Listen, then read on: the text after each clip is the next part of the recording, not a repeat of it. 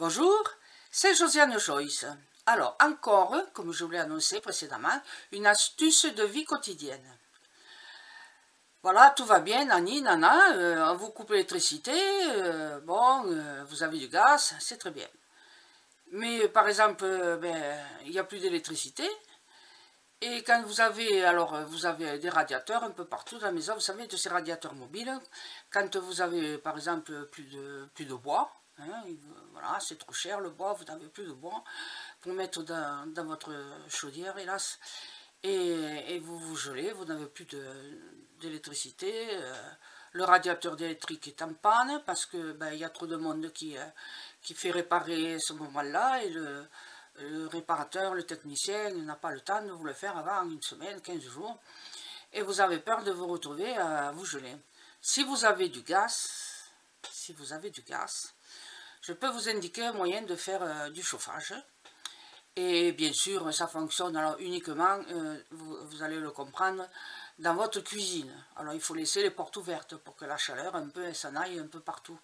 Donc si vous n'avez pas de radiateur électrique parce qu'il y a des coupures de courant ou parce que le radiateur est en panne et que vous n'avez pas le temps, que vous ne pouvez pas l'amener à réparer, voici comment vous allez faire.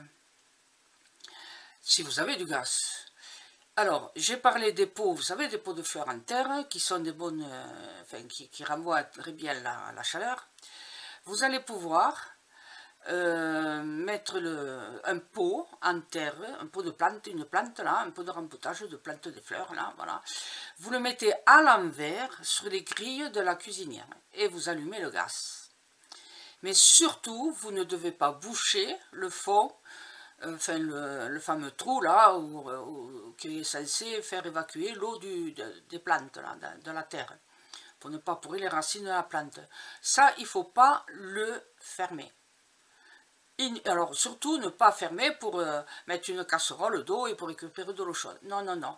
Il faut que la vapeur de gaz s'en aille. Hein, voilà.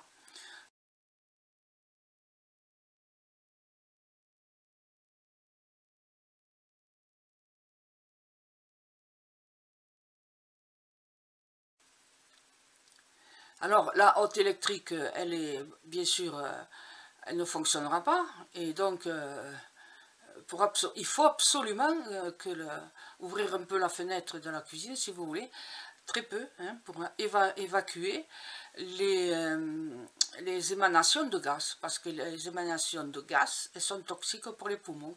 Vous pourriez avoir de l'asthme ou même le cancer des poumons.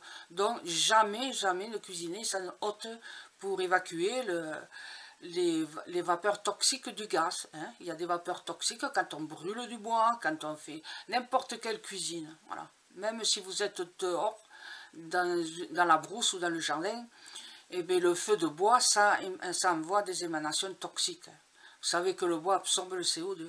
Oui. Donc il faut bien qu'en brûlant, il repart le CO2. Et ça fait des émanations toxiques. Donc vous mettez le pot